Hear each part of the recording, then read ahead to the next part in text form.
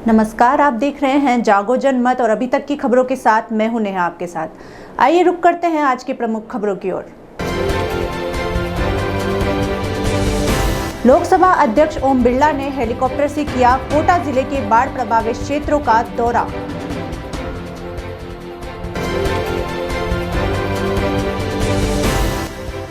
आम लोगों से गरड़िया महादेव पर लिए जा रहे शुल्क के विरोध में लिखे गए पोस्ट कार्ड।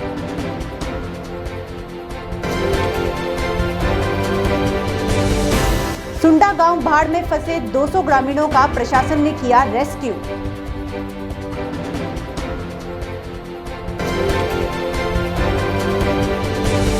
छिपा बड़ौद में अतिवृष्टि से हुए नुकसान के मुआवजे की उठी मांग।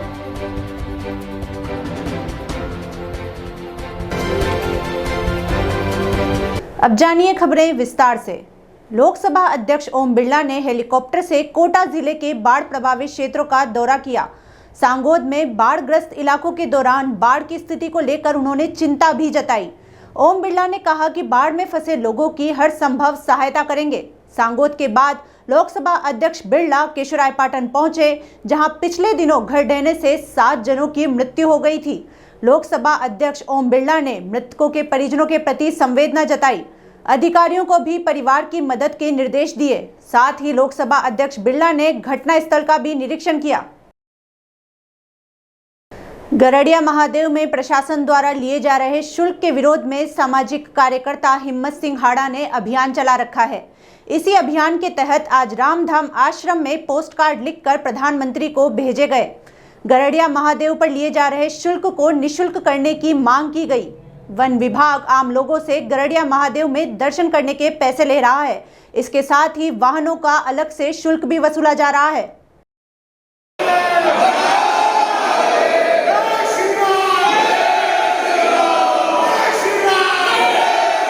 जैसे अभी तो यहाँ पर शेर भी नहीं आया है, इंसानों को आपने खदेड़ दिया और अपने पिता से मिलने के लिए इंसानों को फफेड़ दिया। आप दर्शन से रोक रहे हो, हमको टोक रहे हो।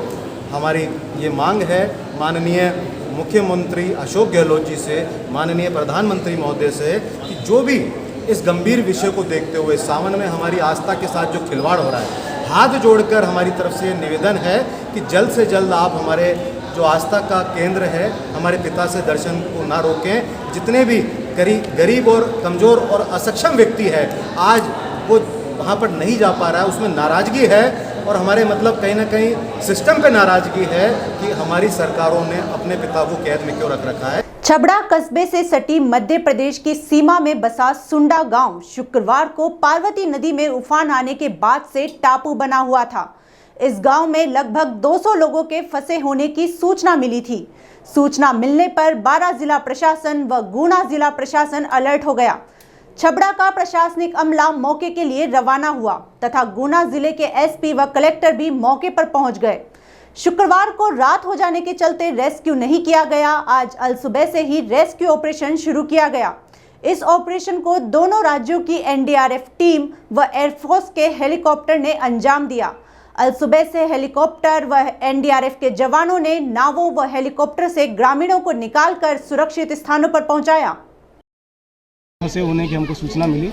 कलेक्टर साहब की सूचना के बाद हम लोग यहाँ पहुँचे। पहुँचने के बाद बोट के द्वारा हमने यहाँ पे रेस्क्यू ऑपरेशन किया और एनडीआरएफ ने बोट के द्वारा किया। साथ ही साथ फिर एयरफोर्स की हमको मदद मिली। एयरफोर्स के हेली के द्वारा भी हम लोगों ने इवैक्यूएशन किया। लगभग 134 लोगों के लगभग हमारे पास अभी क्लियर और फिगर चल रहा है। अभी रेस्क्यू चल रहा है तो हम सभी को निकालेंगे, उसके बाद क्लियर फिगर आपको बता देंगे। तो इस प्रकार एनडीआरएफ ने यहाँ से 134 लोगों को सुरक्षित रेस्क्यू कर लिया गया है। कल सूचना प्राप्त हुई थी, उसके अनुसार यहाँ पे पार्वती नदी क्योंकि उफान पर थी और गांव में पानी ऊपर तक चढ़ जाता है और करीब 150 से 200 लोगों के फंसे होने की सूचना मिली थी।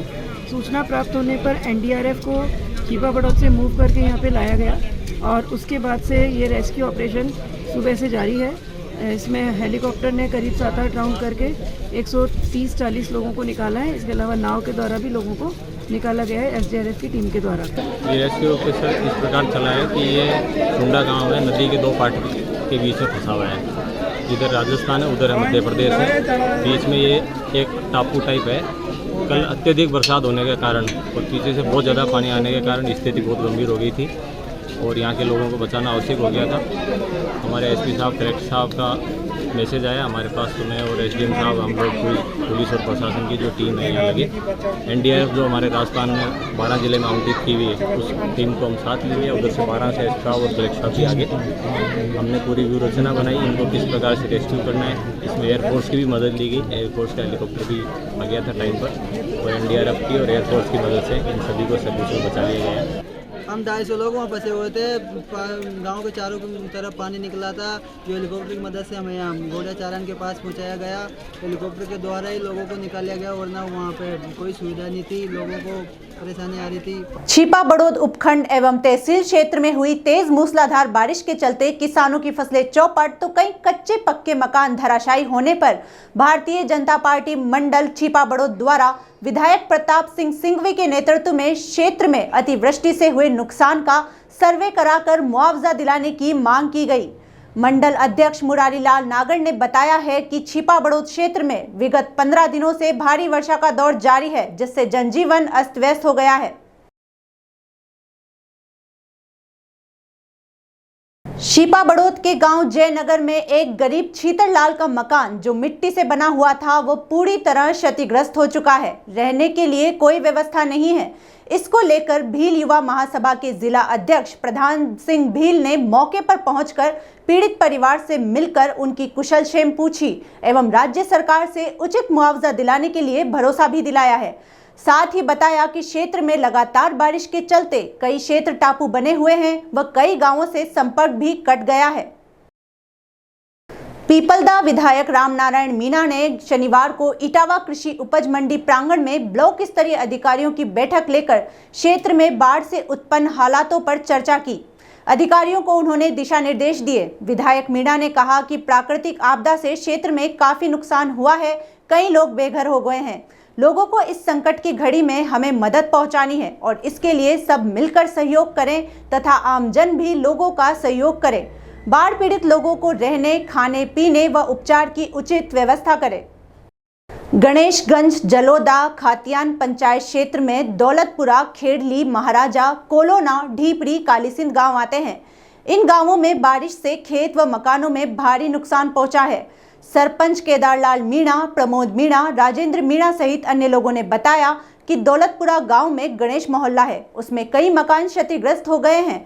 लोगों के घरों में पानी भरने से घरों में भरी हुई फसलें भी नष्ट हो गई हैं। खाने के दाने भी पानी में भीग गए हैं। ऐसे में लोग गेहूं को अन्य जगह पर रखने की व्यवस्था कर रहे हैं। कई गेहूं तो पानी में भी तैर गए हैं। सरपंच केदारलाल मीणा का कहना है कि पंचायत प्रशासन लोगों को मदद करने के लिए तैयार है।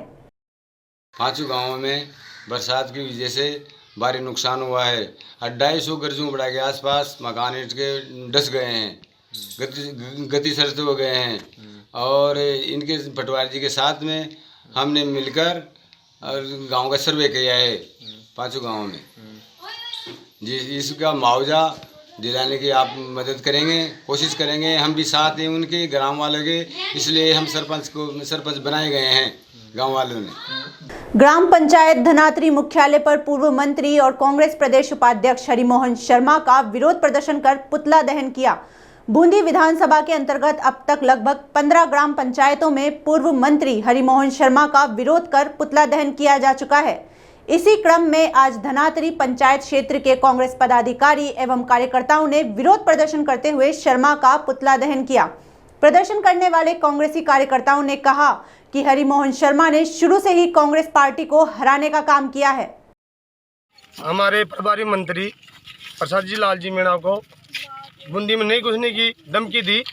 यूँ जैसे हम सब विरोध कर रहे हैं हरिमोहन शर्मा का, और कैलाश जी गुजर जो अच्छा काम कर रहे थे उनको एपीओ कराया है। उसे हमारे को सबको आक्रोश है और मीणा समाज को भी आक्रोश है, और हमने ये हरिमोहन का पुतला जलाया है। सीमलिया ग्राम पंचायत मुख्यालय से ग्राम कल्याणपुरा, गुमानपुरा, कालारेवा, उकलदा सहित अन्य गांवों को जोड़ने वाली मुख्य सड़क के मध्य आने वाले रेलवे अंडरपास पर प्रतिवर्ष की भांति इस बार भी बरसात के मौसम के चलते जलभराव की समस्या उत्पन्न हो गई है, जिसके कारण रेलवे अंडरपास दरिया बनकर रह गया है। अंडरपास में जलभराव होने के कारण ग्रामीणों को 3 किलोमीटर के स्थान पर 6 से अधिक किलोमीटर की दूरी तय करके अपने गंतव्य स्थल पर पहुंचना पड़ता है। ये रेलवे का अंडरपास है जो कोटा रेल मंडल के अधीन आता है।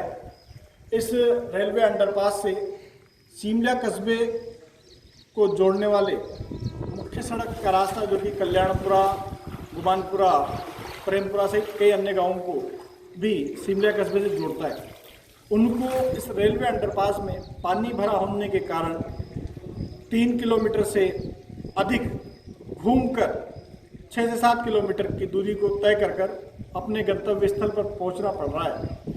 यह प्रतिवर्ष की समस्या है। रेलवे जब इस अंडरपास का निर्माण कर रहा था तब भी ग्रामीणों ने रेलवे विभाग को चेताया था कि इस अंडरपास में प्रतिवर्ष पानी भरने की समस्या के चलते मार्ग अवरुद्ध हो जाएगा, परंतु रेलवे विभाग के अधिकारियों ने जो लापरवाही की उसका परिणाम हमारे सामने। प्रतिवर्ष ग्रामवासियों को इस अंडरपास में पानी के भरने के कारण अधिक दूरी तय कर सिमलिया कस्बे पर पहुंचना पड़ता है।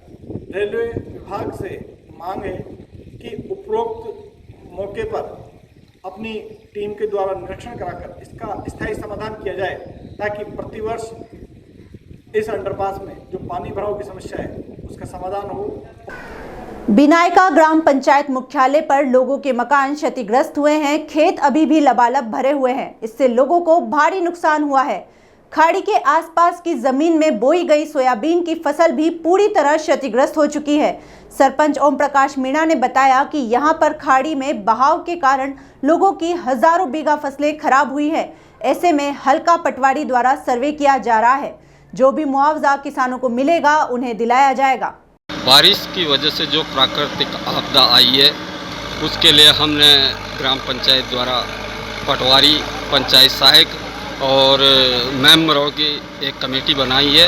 उसके द्वारा जिनके भी मकान ढहे हैं, जो क्षतिपूर्ति हुई है, उसका अवलोकन किया जाएगा और अवलोकन करके तहसीलदार और एसडीओ साहब को अवगत करवा दिया जाएगा और हम सरकार से जितना हो सके इनका मुआवजा दिलवाने की कोशिश करेंगे।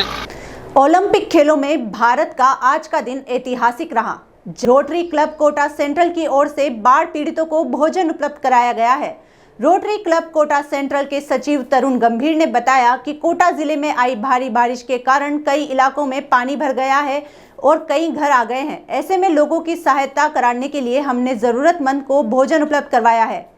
हमारा साथ और सहयोग किसी को सहायता दे सकता है। एक जागरूक नागरिक होने के नाते हम सभी प्रशासन के साथ लोगों को विभिन्न स्थानों पर पुनः व्यवस्थित कर सकें। इसी मुहिम के चलते रोटरी क्लब कोटा सेंट्रल ने प्रतिदिन 200 टिफिन भोजन के पैकेट वितरित करने का लक्ष्य रखा है। साथ ही हमारा शहरवासियों से अनुरोध है कि इस मुहिम में हमारे साथ जुड़ें। कार्यक्रम में सुमित गांधी, कपिल टुटेजा, नयन कालरा, अध्यक्ष राहुल सेठी और सचिव तरुण गंभीर ने सेवाएं दी। यहाँ पर बहुत सारे लोगों के पास खाने का इंतज़ाम नहीं पहुँचा था। पानी ज़्यादा भरे होने के कारण यहाँ समस्या ज़्यादा हो गई थी। तो आज रोटरी क्लब की तरफ से हम सब लोग ये फूड पैकेट डिस्ट्रीब्यूट करने आए। आज रोटरी कोटा सेंट्रल की तरफ से फूड डिस्ट्रीब्यूशन किया जा रहा है। आप जैसा देख रहे हैं कि 4 दिन से कंटिन्यू बारिश हो रही है, तो उनके पास खाने की समस्या थी। तो यहाँ से हमें पता लगा कि यहाँ पे खाना नहीं पहुँच पा रहा, तो आज हम यहाँ पे डिस्ट्रीब्यूट कर रहे हैं। जय हिंद, जय रोटरी। ये थी आज की प्रमुख खबरें और ऐसी ही खबरों से रूबरू होने के लिए आप देखते रहिए जागो जनमत।